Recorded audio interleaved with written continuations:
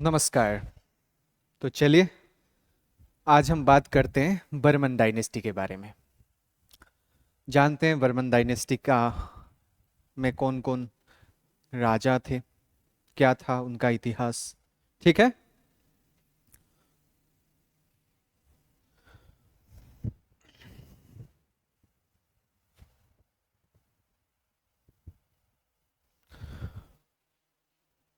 तो बात करते हैं बर्मन डायनेस्टी की। एक बात याद रखिएगा, जो असम की एंशियन हिस्ट्री है, इसके पहले हमने जितने भी माइथोलॉजिकल रूलर्स पढ़े हैं उनके बारे में, उनकी टाइमलाइन के बारे में हमको कहीं भी रेफरेंस नहीं मिलता है। बस इतना माना जाता है कि डिफरेंट सोर्सेस में इतना माना जाता है कि वो राजा रहे होंगे, पर बर्मन डायनेस्टी से के जो पहले रूलर है उनके टाइम से हमको ये एविडेंस मिलता है कि उनका टाइम पीरियड हमको जानने को मिलता है। ठीक है। जैसे इस डायनेस्टी के पहले राजा थे, पहले किंग थे पुष्यवर्मन। ठीक है। इनका टाइम पीरियड है 355 एडी से लेके 380 एडी तक। ये अपने बर्मन डायनेस्टी के पहले राजा हैं। ठीक है। इनको इन्होंने ही ये बर्मन डायनेस्टी को बनाया था, founder of the Barman dynasty है। और ये जो है पुष्यवर्मन जो है समुद्रगुप्ता, जो गुप्ता एम्पायर के समुद्रगुप्ता है उनके कंटेम्प्ररी रूलर है। ठीक है। समुद्रगुप्ता के कंटेम्प्ररी रूलर है। ठीक है। इनको महाराजा धीराज और प्रत्यंत नृपति भी बोला जाता है। महाराजा धीराज, इनको महाराजा धीराज और प्रत्यंत नृपति भी बोला जाता है। जो समुद्रगुप्त के द्वारा इलाहाबाद पिलर प्रशस्ति जो बनाई थी, इलाहाबाद पिलर प्रशस्ति जो समुद्रगुप्त ने उसमें मेंशन किया था कि ईस्ट के साइड में कामरूप के साथ साथ एक डबोका किंगडम भी है। कामरूप के साथ साथ एक डोबोका किंगडम है। पर याद रखिएगा, इस इलाहाबाद पिलर प्रशस्ति में कामरूप के उस टाइम के राजा या किंग कौन थे इसके बारे में मेंशन नहीं है। बस इतना मेंशन है कि उस ईस्ट के साइड में दो किंगडम है, एक का नाम है कामरूप और दूसरे का नाम है डोबोका, और इनको ट्रिब्यूटरी स्टेट बोला गया है। मतलब अपने आप में बाउंड्रीज शेयर करने वाले स्टेट्स, किंगडम्स, ये इलाहाबाद पिलर प्रशस्ति से मिलता है। ठीक है। इनको ट्रिब्यूटरी स्टेट्स बोला गया है। और इनका जो नाम है, मैंने जैसे कि बताया, इस कोई किंग का नाम मेंशन नहीं है इलाहाबाद पिलर प्रशस्ति में। प्रशस्ति को इंग्लिश में क्या बोलते हैं? यूलोजी बोलते हैं। ठीक है। ये याद रखिएगा, कभी कभी प्रशस्ति याद आता है, कभी कभी यूलोजी भी पूछ सकता है। ठीक है। और ये पुष्यवर्मन को सक्सीड किया उनके पुत्र या बेटे समुद्रवर्मन ने, और इनका राज चला 380 एडी से लेके 405 एडी तक। ठीक है। और ये देखिए, मैंने इलाहाबाद पिलर प्रशस्ति का जो इमेज है वो दे दिया है। इलाहाबाद पिलर प्रशस्ति का इमेज आप लोग को दे दिया है। यहाँ पे इस जगह पे, ये जो पर्टिकुलर जगह है, यहाँ पे इंस्क्रिप्शंस यहाँ पे कोडिफाइड किए गए थे, फिर बाद में ये डिसाइफर्ड हुआ तो पता चलता हमको, इसका एविडेंसिकल प्रूफ पता चला। ठीक है। आगे चलते हैं। अब आते हैं बर्मन डायनेस्टी के दूसरे राजा, जो कि मैंने समुद्रवर्मन के बारे में ज्यादा नहीं बोला क्योंकि उनका कंट्रीब्यूशन बहुत नहीं है। हम बस prominent king of the dynasty ही पढ़ रहे हैं, जिन्होंने कुछ अपने रिजिम में कुछ ज्यादा बड़ा नहीं किया, अपने एग्जाम पर्सपेक्टिव से जरूरी नहीं है उसको, हम बस नाम पढ़ के क्रोनोलॉजी ही जान के आगे बढ़ जाएंगे। ठीक है। तो इसके बाद आता है बर्मन डायनेस्टी के पहले किंग पुष्यवर्मन के बाद प्रोमिनेंट किंग आता है बालावर्मन। ठीक है।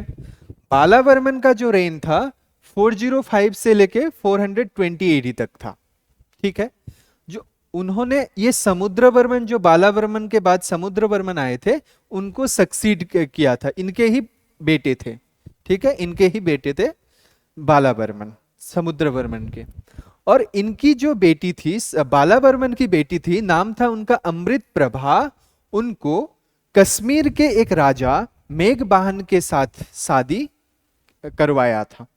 बालावर्मन ने अपनी बेटी अमृत प्रभा के शादी कश्मीर के एक राजा मेघबाहन के साथ करवाया था।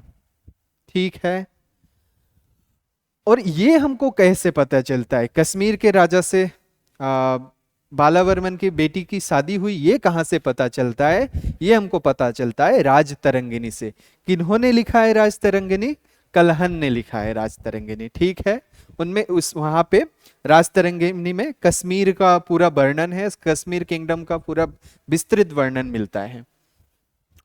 जो अमृत प्रभा कश्मीर चली गई, वो अकेली नहीं गई, उनके साथ उनके पिताजी बालावर्मन ने एक बुद्धिस्ट मॉन्क को भेजा।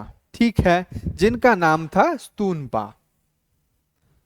अमृत प्रभा के साथ साथ उनके फादर्स, जो बालावर्मन उनके फादर थे, उनका जो प्रिसेप्टर थे, वो प्रिसेप्टर को भी अमृत प्रभा के साथ कश्मीर भेजा, जिनका नाम था स्तूनपा। ठीक है, और स्तूनपा ने वहां पे जाके कश्मीर में एक स्तूपा बनाया, जिसको लो स्तूपा कहा जाता है। ठीक है, जिसको लो स्तूपा कहा जाता है।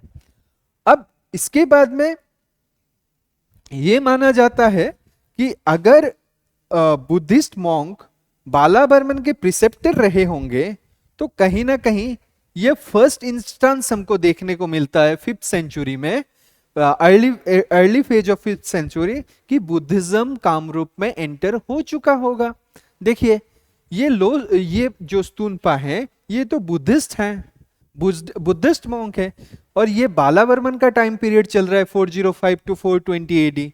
तो इसी में माना जाता है कि that indicates that the Buddhism entered in Kamrupa as early as 5th century AD।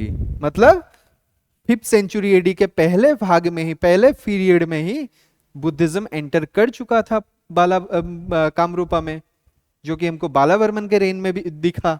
ठीक है, और अमृत प्रभा जो कि बालावर्मन की बेटी थी, उन्होंने कश्मीर में एक लोफ्टी विहार बनाया। अब विहार क्या होता है और चैत्य क्या होता है? जब आप लोगों ने इंडियन हिस्ट्री में, एंशिएंट इंडियन हिस्ट्री में बुद्धिज्म पढ़ा होगा, तो ये आपको पता होगा। ठीक है, चैत्य और विहार, है ना? विहार एक्चुअली मॉन्क्स का रहने का घर होता है, और चैत्य प्रेयर हॉल रहता है। ठीक है, तो विहार, अमृत प्रभा इरेक्टेड इन कश्मीर ए लॉफ्टी विहार, किनके बेनिफिट के लिए? जो फॉरेन मॉन्क्स आते हैं, फॉरेन से भी बुद्धिस्ट मॉन्क आते थे, उनके लिए। किन्होंने बनवाया? अमृत प्रभा ने बनाया। ठीक है, और इस भवन का नाम क्या दिया? अमृत भवन। क्या दिया? अमृत भवन। ठीक है, समझ में आया आपको? आगे बढ़े, आगे बढ़ते हैं। बालावर्मन के बाद के किंग आते हैं कल्याण वर्मन। ठीक है, मैंने जब एंशिएंट पढ़ाया था, तो चाइनीज क्रॉनिक्स में, फॉरेन अकाउंट्स में मैंने शुंगशु का बात किया था, उसी जगह में मैंने कल्याण वर्मन का रेफरेंस देते हुए बात किया था। तो अभी पढ़ते हैं कल्याण वर्मन के बारे में। ठीक है, ये जो कल्याण वर्मन है, इनका रेंज चला 420 एडी से लेके 440 एडी तक, 420 एडी से लेके 440 एडी तक, मतलब अल्टीमेटली 20 साल उन्होंने राज किया। अब बात आ गई, इन्होंने क्या किया? जो कामरूपा वाला पार्ट था, जो कामरूपा वाला पार्ट था,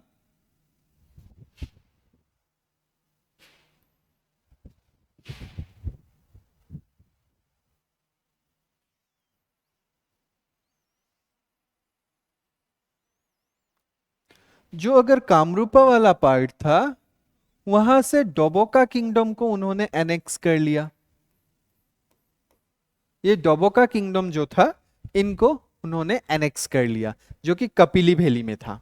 मतलब अभी डोबोका कहाँ है असम में, पता है आपको? ये कहीं ना कहीं होजाई और नौगांव के पास पास का एरिया है। डोबोका बोल के एक एरिया है प्रोमिनेंट, ठीक है। वो कपिली रिवर के पास ही है आज भी। तो ये कपिली वैली वाला एरिया है, ठीक है। इस एरिया को कल्याण वर्मन ने कामरूप के साथ मिला लिया, एनेक्स करके, ठीक है। और कल्याण वर्मन ने क्या किया, एक डिप्लोमेटिक मिशन भेजा, कहां पे? चाइना में। कल्याण वर्मन ने एक डिप्लोमेटिक मिशन भी भेजा चाइना में, ठीक है। अब क्या हुआ, उनको जहां चाइना में उन्होंने मिशन भेज दिया, चाइना में उन्होंने जब मिशन भेज दिया, उस वहां पे उसको चाइनीज क्रॉनिक्स में, चाइनीज क्रॉनिक्स सुंगशु में इनको यू चाई बुलाया गया। यू चाई का मतलब क्या होता है? आईज और the face like the moon, चांद सरिसा मुखड़ा, समझे? तो कल्याण बर्मन को यूचाई बुलाया गया चाइनीज क्रॉनिक्स सुंगशु में, ठीक है। अब इनके बाद आते हैं गणपति बर्मन। गणपति बर्मन का भी बहुत ज्यादा हमको प्रोमिनेंट कुछ ऐसा हैपनिंग्स देखने को नहीं मिलता है, तो बस क्रोनोलॉजी के लिए हम लोग ये चीज जान के रखते हैं, ठीक है। इनका रेन था 440 से 450, 10 साल का रेन था। इनके बाद आते हैं प्रोमिनेंट किंग महेंद्र वर्मन। कौन आते हैं? महेंद्र वर्मन। महेंद्र वर्मन का रेन था 450 एडी से लेके 485 एडी तक। और इनका सबसे प्रोमिनेंट इनका कंट्रीब्यूशन है कि इन्होंने पहली बार अश्वमेध यज्ञ करवाया था। ये बड़गंगा के पास करवाया था, बड़गंगा में। तो बड़गंगा एक जगह का नाम है, ठीक है। ये अश्वमेध यज्ञ करवाया था। अब क्या होता है अश्वमेध यज्ञ? तो मैंने इसके लिए आपके ये पिक्चर भी दिखाई है। एक यज्ञ किया जाता है, माना जाता है कि अश्वमेध यज्ञ अगर सफल रह गया तो वो जो अश्वमेध यज्ञ करवाने वाला होता है उसको इंद्र का आसन मिलता है, इंद्रासन मिलता है स्वर्ग में जाके, ठीक है। तो वहां पे क्या होता है, एक बहुत विशाल यज्ञ किया जाता है ऋषि मुनियों के द्वारा, और एक घोड़े को ऐसे छोड़ा जाता है, और वो घोड़ा उसके पीछे अपने पूरी की पूरी एक बैटलियन छोड़ी जाती है, सेना छोड़ी जाती है। जैसे कि देख रहे हैं आप रथ में एकदम पूरी बैटलियन है इसके पीछे। ये अपने आप में फ्री रहता है, किधर भी चला जाए। पर बात ये होती है कि इसको कोई रोकना नहीं चाहिए या बांध के रखना नहीं चाहिए। अगर इसको कोई रोक दिया या बांध के रख दिया तो फिर ये अश्वमेध यज्ञ पूरा का पूरा विफल हो जाता है। इसी के वजह से ये अश्वमेध यज्ञ श्री राम ने भी किया था। और जब उनका घोड़ा चारों तरफ से घूम के आया तो लव कुश ने उनके घोड़े को पकड़ के रख लिया था। तो उसके लिए क्योंकि सीता को तो वनवास दिया गया था, लव कुश ऋषि आश्रम में थे, लव कुश ने वो घोड़ा पकड़ के रख लिया। तब पहले लक्ष्मण गए, लक्ष्मण को परास्त कर दिया, फिर भरत गए, भरत को लव कुश ने परास्त कर दिया। आखिरी में जब राम गए तब जो ऋषि थे वो ऋषि बीच में आके बोले ये तो आपके बेटे हैं। तो वो राम जी और सीता जी की कहानी, लव कुश की कहानी भी ये अश्वमेध यज्ञ से हमको जानने को मिलती है। तो अश्वमेध यज्ञ क्या है, आई होप आपको समझ में आ गया, ठीक है। तो आगे चलते हैं।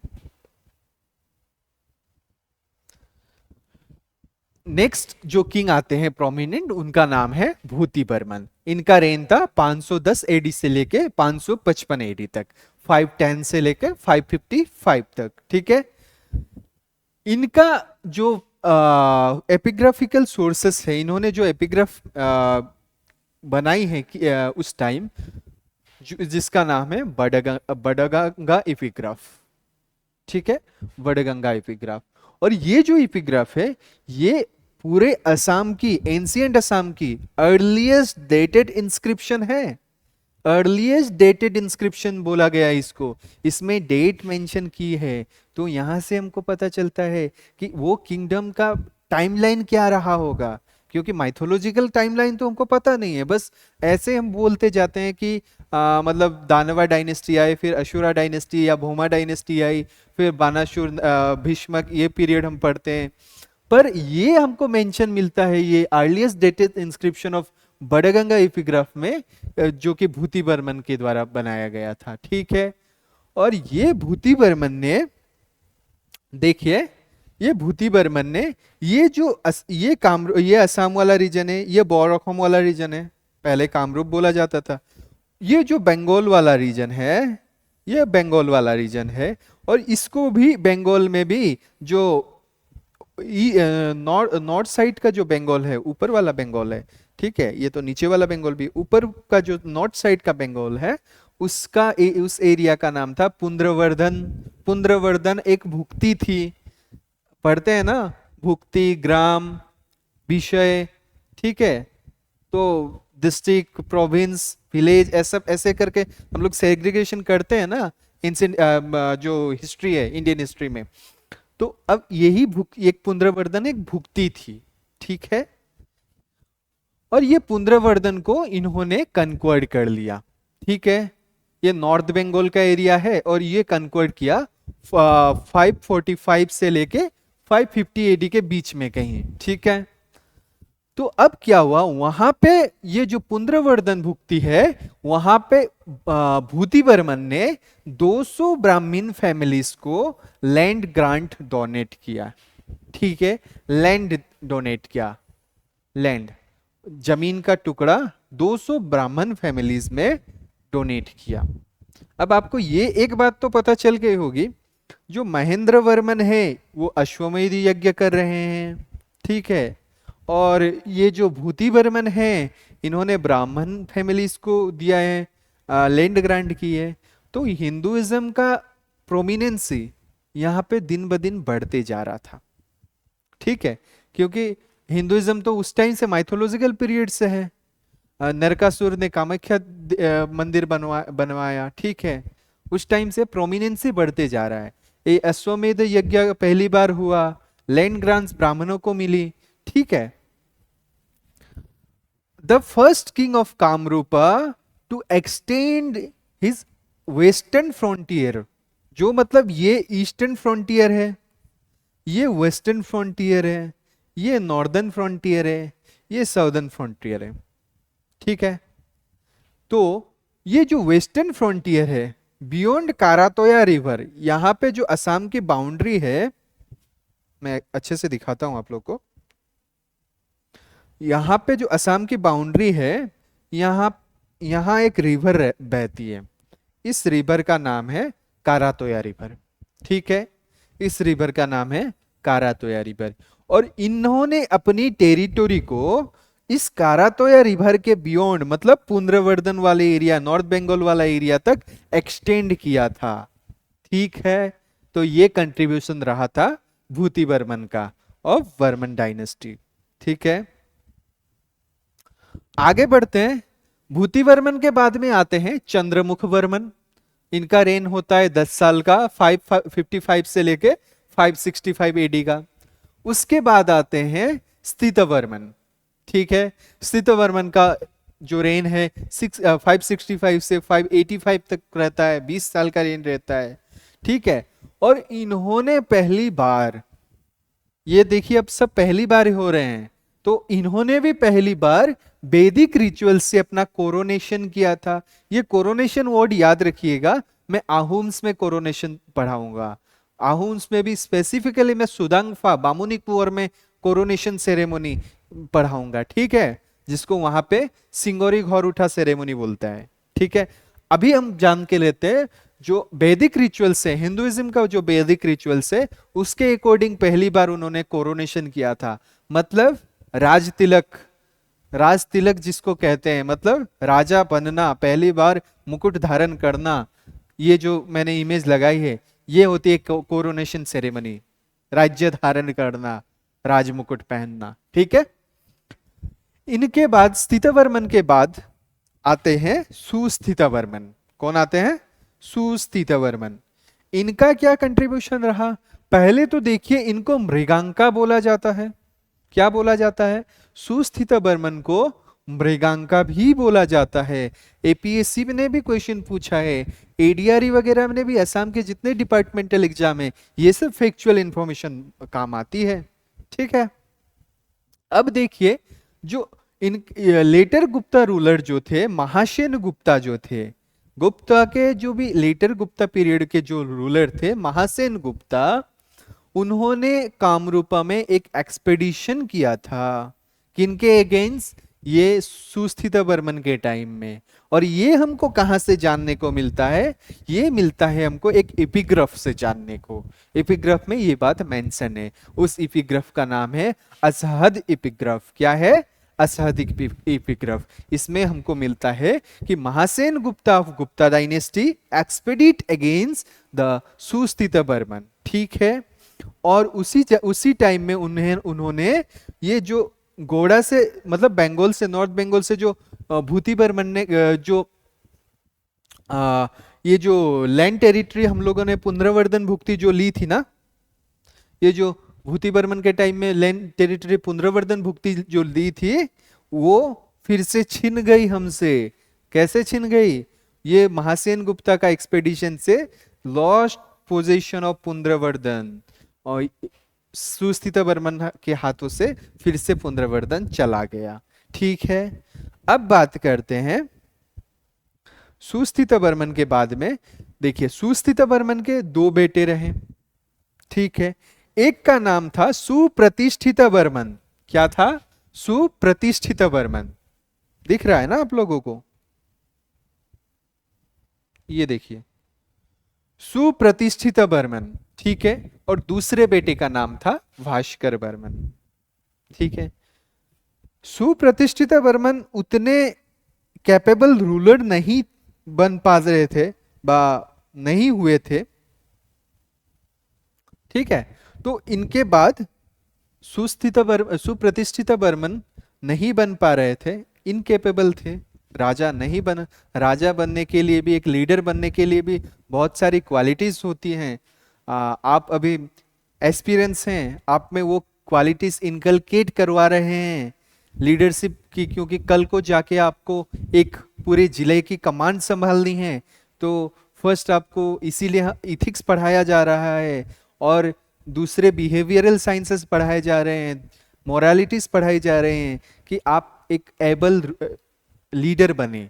लीडर का काम क्या होता है? अपने आइडियाज को अपने जो सबॉर्डिनेट हैं उनके साथ मिलके फुलफिल करवाना, उनको अपने साथ लेके फुलफिल करवाना। ठीक है।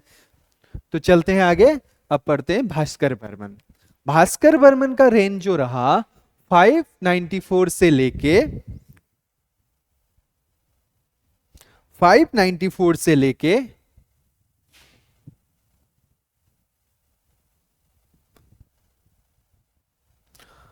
650 तक था। ठीक है।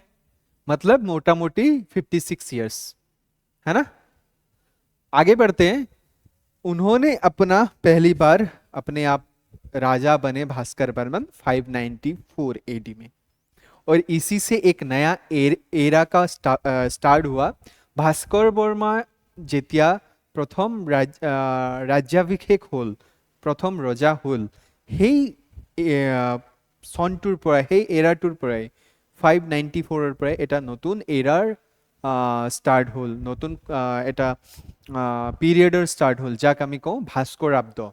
जिस पीरियड को हम बोलते हैं भास्कराब्द, ये एक नया एरा का स्टार्ट था। ठीक है। 594 से भास्कराब्द का स्टार्ट हो गया। ठीक है। अब इनको कुमार राजा भी बोला जाता है। क्यों बोला जाता है? क्योंकि ये अपने होल लाइफ में अनमेरिड रहे, सेलिब्रेट रहे, अनमेरिड रहे। ठीक है। तो इनको कुमार राजा, कुमार किसको बुलाते हैं? जो जिन्होंने शादी नहीं की हो, ठीक है, वो कुमार होते हैं। तो पूरी जन्म आजन्म जो शादी नहीं की हो उनको कुमार बुलाते हैं, कुमार राजा। ठीक है। वो राजा थे तो कुमार राजा बोल देंगे। और जो इनका एम्बेसडर था, इसका नाम था हमशा बेगा।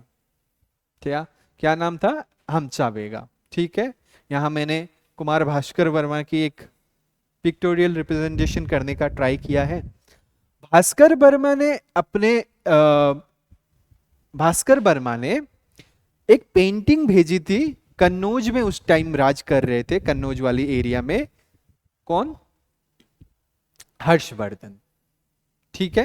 हर्षवर्धन उस टाइम कन्नौज वाले एरिया में राज कर रहे थे। तो उनके साथ एक वो एबल रूलर थे और बहुत विक्टोरियस रूलर थे। हर्षवर्धन का पूरा राज उनमें उन्होंने अच्छा, एक पावरफुल रूलर थे। तो कोई भी पावरफुल इंसान के साथ में टाइज करना तो चाहेगा ही चाहेगा। तो पावरफुल इंसान के साथ टाइज करने के लिए भास्कर वर्मा ने एक पेंटिंग उनको गिफ्ट की भेजी, जिसका नाम था पात आरु तुलिका। क्या नाम था?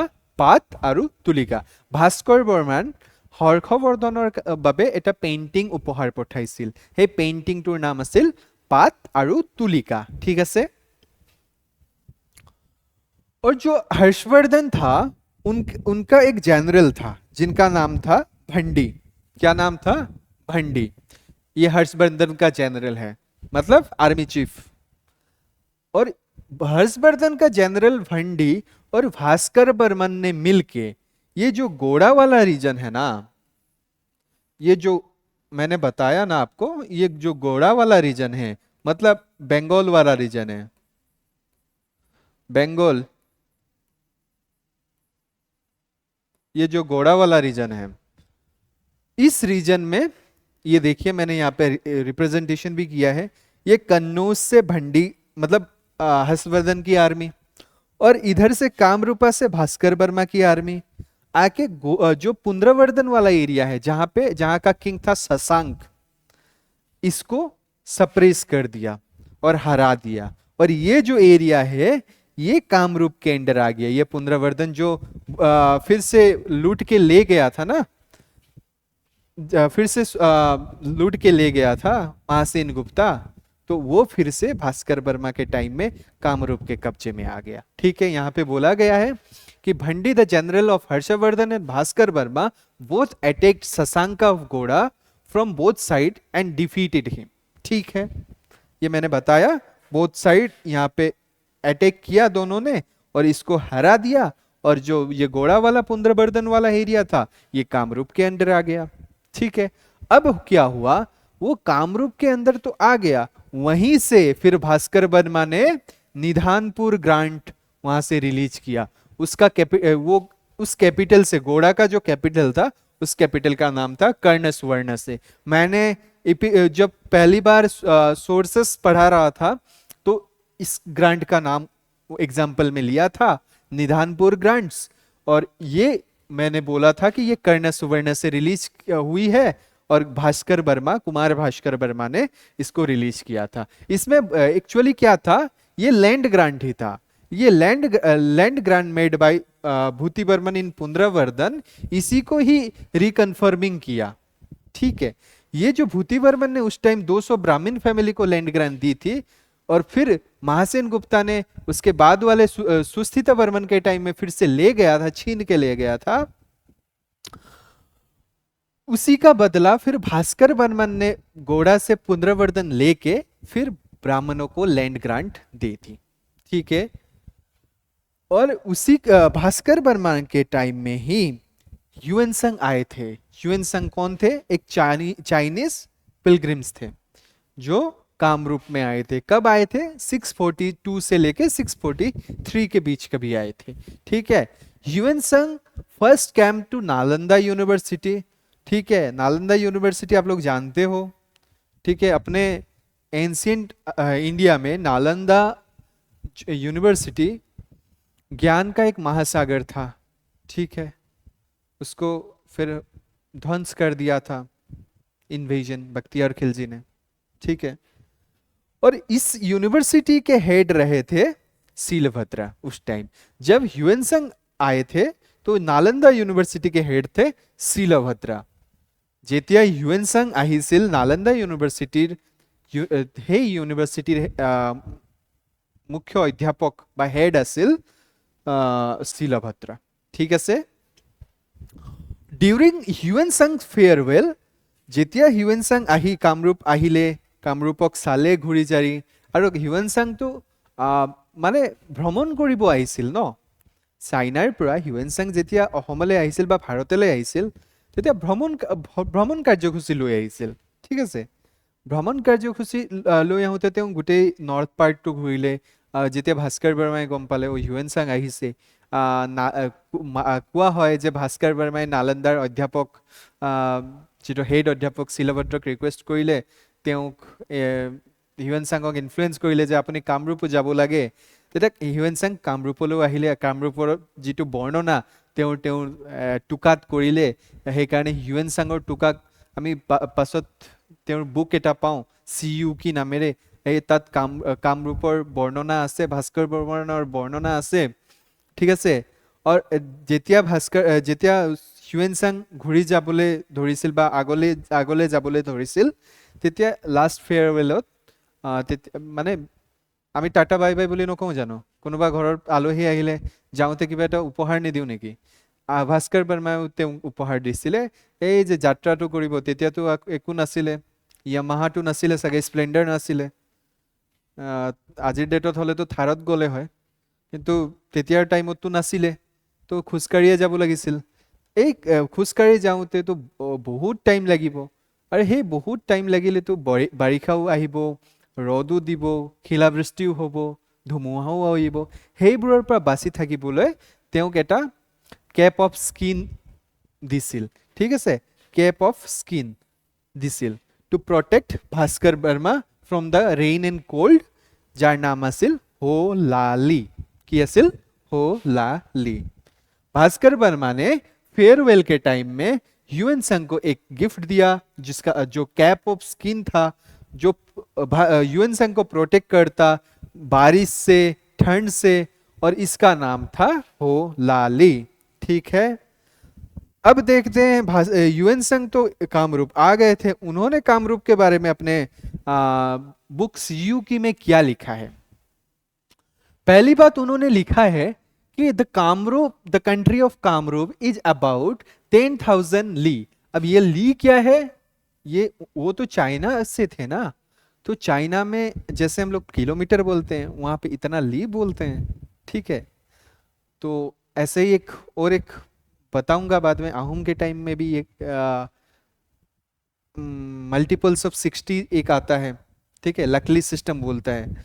तो ये एक डिस्टेंस एरिया का माप है। तो उन्होंने बोला कि कामरूप जो है 10,000 ली का है, मतलब नियरली आज के टाइम में अगर माइल्स में देखे 1700 माइल्स का होगा सर्किट में पूरा, ठीक है। जो कैपिटल है यहाँ की वो 30 ली है बोला, ठीक है।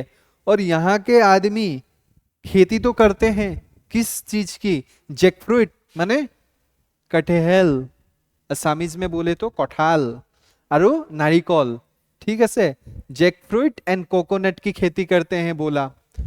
People cultivated the jackfruit and coconut, ठीक है। दूसरा बोला यहाँ का जो क्लाइमेट है वो सॉफ्ट है और टेम्परेट क्लाइमेट है, ऐसा भी बोला उन्होंने अपने बुक सीयू की में, सॉफ्ट एंड टेम्परेट क्लाइमेट बोला, ठीक है। और यहाँ के जो आदमी है उनका व्यवहार कैसा है, वो तो आए रहे, आदमी से इंटरेक्ट किया तो बात व्यवहार पता चलता है, ठीक है। आज के होने से तो कुछ व्यवहार अलग ही लिख के जाते, शायद सब फ्रस्ट्रेटेड रहते हैं आज की दुनिया में।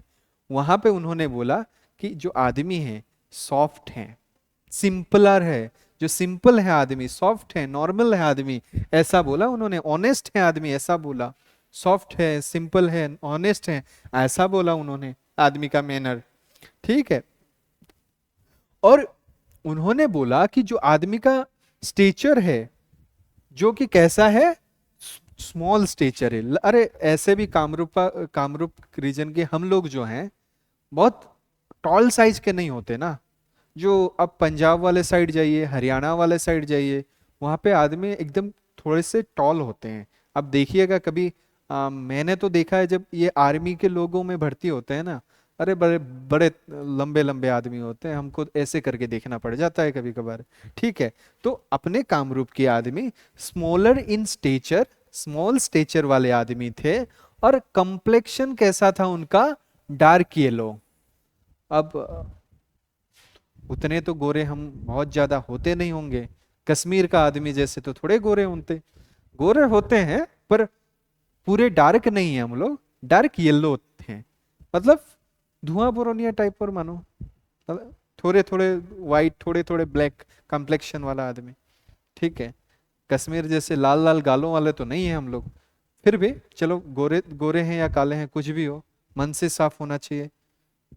और वो हम हैं, उन्होंने बोला है सिंपल एंड ऑनेस्ट, ठीक है। अब ये हमारे लिए अभी के लिए नहीं बोल रहा है, वो तब के आदमी के बात कर रहे हैं, ठीक है। They adored and sacrificed to devas and have no faith in Buddha. वो यहाँ पे उन्होंने बोला कि वो देवताओं की पूजा करते हैं, देवताओं के बलि विधान मानते हैं, सेक्रीफाइस वो मानते हैं, पर उनका कोई विश्वास बुद्धा में अभी तक कोई विश्वास है नहीं। दो भास्कर वर्मा के पहले ही हम लोगों ने देखा बुद्धिज्म कामरूप में एंटर कर चुका था, भूति बर्मन के टाइम में हम लोग ने देखा ये बात, ठीक है। अब भास्कर वर्मा को उन्होंने बताया कि भास्कर वर्मा खुद ब्राह्मण कास्ट से बिलोंग करते हैं, जो कि पूरा सही नहीं है। अब वो माना जाता है कि ये एक्चुअली नॉट करेक्ट है, भास्कर वर्मा एक ब्राह्मण कास्ट के नहीं थे, ऐसा माना जाता है। हाँ, ओके।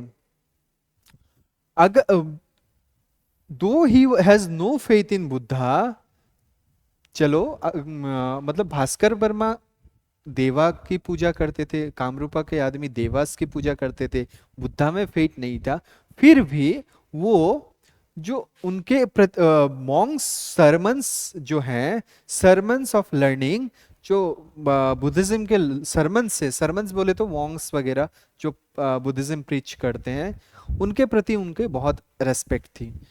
सर्वधर्म समाभाव, वो वाला कंसेप्ट समझे, हर एक धर्म में समाभाव होना चाहिए, किसी भी धर्म का हेट नहीं करना चाहिए, सब धर्म अपने लिए समान है, सब धर्म की अच्छी बातें लेनी चाहिए। तो वो एक एस्पेक्ट भास्कर वर्मा में उन्होंने देखा, ठीक है। बुद्धिज्म के सरमन्स के लिए उनका रेस्पेक्ट था। और भास्कर वर्मा को बोला गया वो एक लर्न्ड और जेनरस रूलर थे, ठीक है, पढ़े लिखे और अच्छे बुद्धिमान आदमी थे। ऐसे ही नहीं कि कोई भी कैसे भी रूलर बन गया भाई, सुप्रतिष्ठित वर्मन नहीं बन पाया, भास्कर वर्मा बने थे, तो ऑब्वियसली वो एक लर्न, कुछ भी सीखने की चाह रखने वाला, या कुछ जानने वाला, कुछ जानने की इच्छा रखने वाला रूलर था, ठीक है, ऐसा बोला जाता है। माना जाता है कि Bhaskar Varma was succeeded by Salastambha, ठीक है। According to some he was succeeded by Avanti Varman, ये माना जाता है। ये मुद्रा राक्षसा में मेंशन है, विशाखा दत्त की मुद्रा राक्षसा जो है वहां पे मेंशन है कि वो अवंती वर्मन ने उनको सक्सीड किया था। और जो हिस्टोरियंस है वो अपना ओपिनियन में करते हैं, बोथ आर सेम, मतलब सालास्तंभा और अवंती वर्मन शायद सेम आदमी थे, ऐसे भी कुछ कुछ हिस्टोरियंस बोलना चाहते हैं, ठीक है। तो ये था आपका ह्यूएन सांग का अकाउंट पूरा।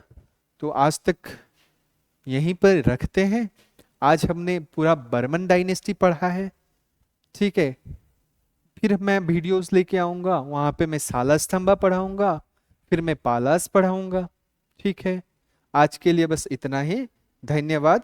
आप लोग को शायद समझ में आया होगा, अगर कुछ समझ नहीं आता है तो आप लोग कमेंट सेक्शन में पूछ सकते हैं, मैं जरूर उस समस्या का समाधान करने का ट्राई करूंगा। जय हिंद, जय भारत।